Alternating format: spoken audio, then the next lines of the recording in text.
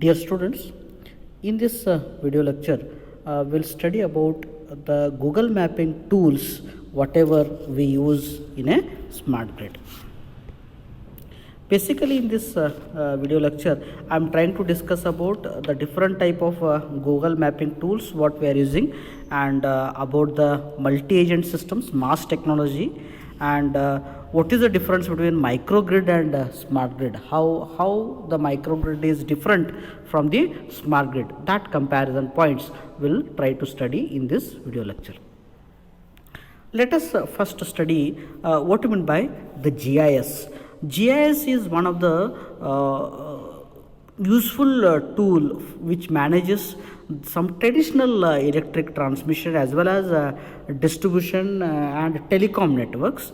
So it will help to manage the information, because the plenty of data is generated, that we call it the information. So that it will help to manage that information about the utility assets for data collection and the maintenance. So as huge amount of data is generated, so the handling of the data by including the collection, monitoring, optimization and maintenance.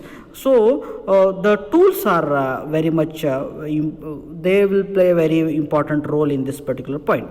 So for that we are using some of the software tools also. The Google's free downloadable Google Earth software that is used, which offers some of the geographical contextual information in updated user-friendly platform, which facilitates inquiry-based study as well as the analysis. In the similar way, we are using some KML software, that is a keyhole markup language the software. This will allow the user to get the basic data, such type of images, the point data, lines, polygons. These all data can be captured by using this type of language. The integration of the global information system with Google Earth, other mapping tools will also aid in understanding the relationship of the grid network to its surrounding. The GIS technology will provide a partial context to the operators as well as for the planners. So usually, for example, what happens is the real-time sensors will collect the data, and that data which is reconfigured for the networks for reduced outages, because what happens, continuously data is generated, so reconfiguration is necessary before sending the data. So that will reduce the outages as well as the equipment failure. Let us discuss what are the trends we are using in the development of electric power system, and what is the expectation of future demand, what it will suggest, what are the needs of that will discuss. Okay, so let us study about that. First very interesting point is reducing the outage time. So whatever the outage time is there, the power outage time, we are trying to reduce that outage time. Continuously we need to give the uninterrupted power supply. That is the first very important point. The next one is preventing the power theft, because in usually in irrigation field or in many of the areas, the people are taking the power illegally, that we call it as a power theft, which causes some unaccounted losses. We treat it as a transmission loss, but it is not a transmission loss, because unauthorized person is taking the energy illegally. So that you need to identify, and effective system for collection and billing, that is very important, and expanding services for customers and effective asset management is the another factor in the development of the electric power system, as well as in improving the reliability of the system average interruption duration index and SAFE, that is system average interruption frequency index of the distribution network, and improving analysis of customer complaint logs, enhancing the load power quality analysis, and fault study for current and anticipated problems, scheduling of actions such as load shedding and vegetation control. Now let us study the very important part, that is MAS technology. MAS technology is called as a multi-agent system technology. Basically, it is one of the computational system where the different agents, they are cooperating to achieve some particular task. So, for example, as we know, in case of some different type of works, we use some agents help. So those agents, they are helping us to complete our task. Okay, so like this, in a smart grid, in a MAS technology, some of the agents are cooperating to achieve the particular task. The performance of this technology can be decided by the interactions among these agents. These agents, how they cooperate to achieve the more, how they act individually. About that, we need to have in our mind. Then increasing the MAS choice, preferentially choice for developing a distribution system, the development of monitoring and measurement schemes within a smart grid environment, how they can be enhanced by using the MAS architecture. For example, if the MAS technology is utilized as a detection and diagnosis infrastructure for monitoring the system, what is the role of different agents in detecting, diagnosing and monitoring of the devices? We need some agents or some devices, they are going to monitor the power system. This is the pictorial way of representing the MAS technology. It's a multi-agent architecture. You can see here arbiter is used here.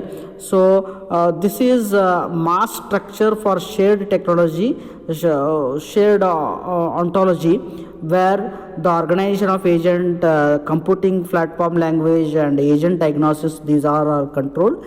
And you can see here, this is the agent function. Agent function is he will observe first, then diagnose, then decide, then act, then report to the particular system. So he will report to the arbitrator. Then this side you can see, we have the enforced MAS behavior, assessment control, fault tolerant programming, cost effectiveness computation, the adaptability and flexibility. So network layer is connected to these two blocks, then communication layer is connected to the arbitrator. So from the arbitrator, the data is coming to the communication layer. So the organization agent is connected to the communication layer. Then from the agent, the things will go to the arbitrator. So through the network layer, the data will give the supply to the network. Network layer will give the network connectivity to the MAS structure as well as for the MAS behavior also. These two inputs are given to the arbitrator. Then arbitrator will continuously in touch with the agent, so that agent will observe, diagnose and decide as well as act on the particular thing, and he will report to the arbitrator also about the behavior of the technology. Okay. Now let us discuss how the MAS technology for the smart grid is implemented. Usually multi-agent system is implemented in smart grid.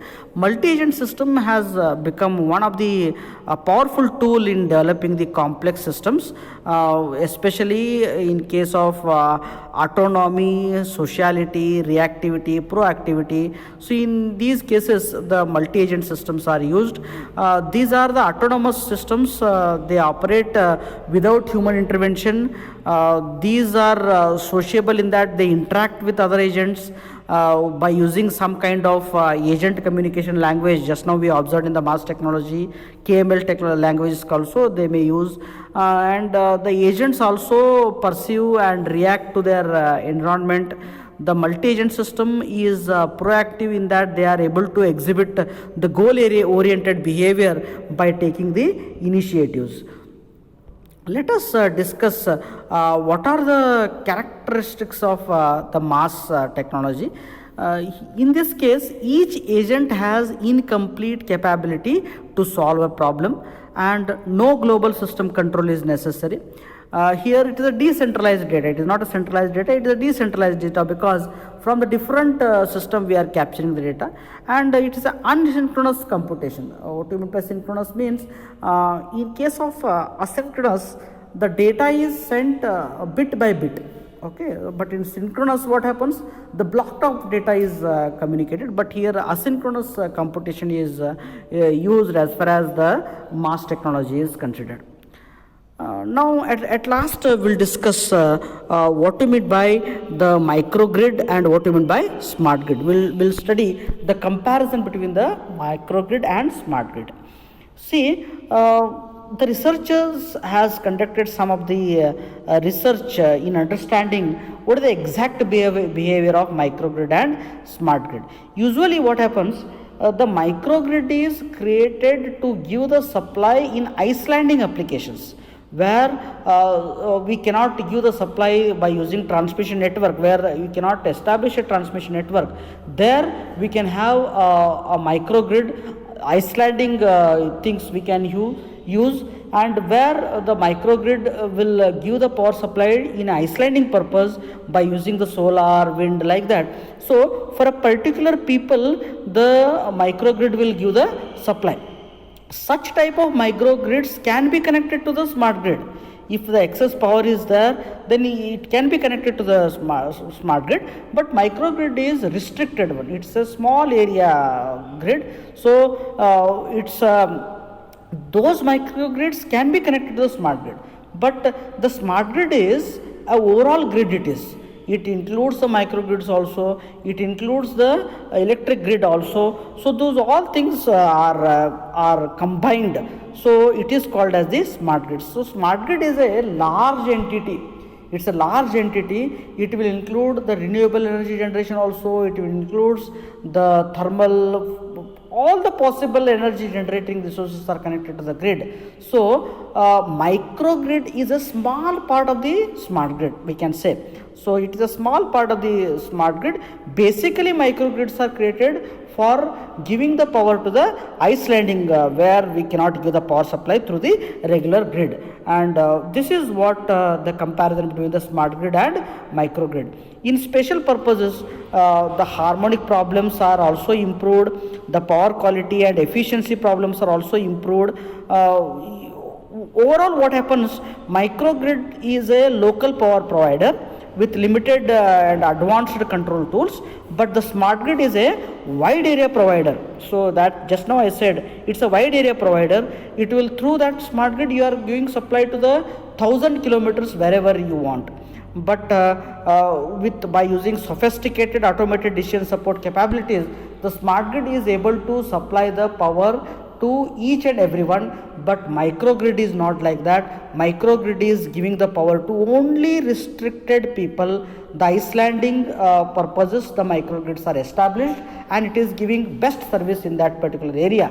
But those microgrids are also integrated, or those they can be connected to the smart grid in future use also. So this is what the smart grid is a overall entity.